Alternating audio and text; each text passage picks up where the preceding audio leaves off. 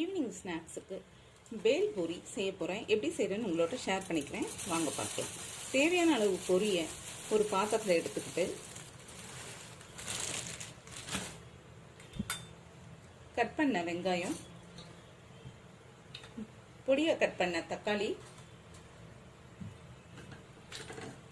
கொத்தமல்லி பொடிசாக கட் பண்ணது, அரை ஸ்பூன் சாட் மசாலா, வெறும் மிளகாத்தூள் 1/4 ஸ்பூன், ஆஃப் லெமனோட ஜூஸு, தேவையான அளவு உப்பு, கொஞ்சம் வறுத்த வேர்க்கடலை கொஞ்சம் போட்டுட்டு,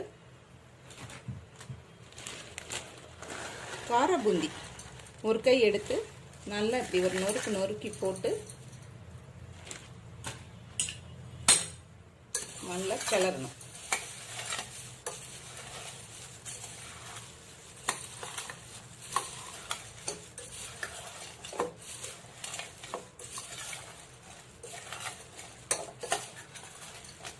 வீட்லேயே தயார் பண்ண சுவையான பேல் பூரி இப்போ ரெடி.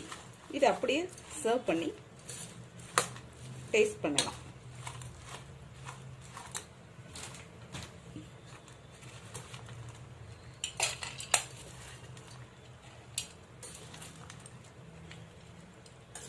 சுவையான பேல் பூரி ரெடி. நீங்களும் ட்ரை பண்ணிட்டு எப்படி இருக்குன்னு எனக்கு கமெண்ட்ல சொல்லுங்க. இந்த வீடியோ உங்களுக்கு பிடிச்சிருந்ததுன்னா லைக் பண்ணுங்க, ஷேர் பண்ணுங்க, சப்ஸ்கிரைப் பண்ணி எனக்கு சப்போர்ட் பண்ணுங்க.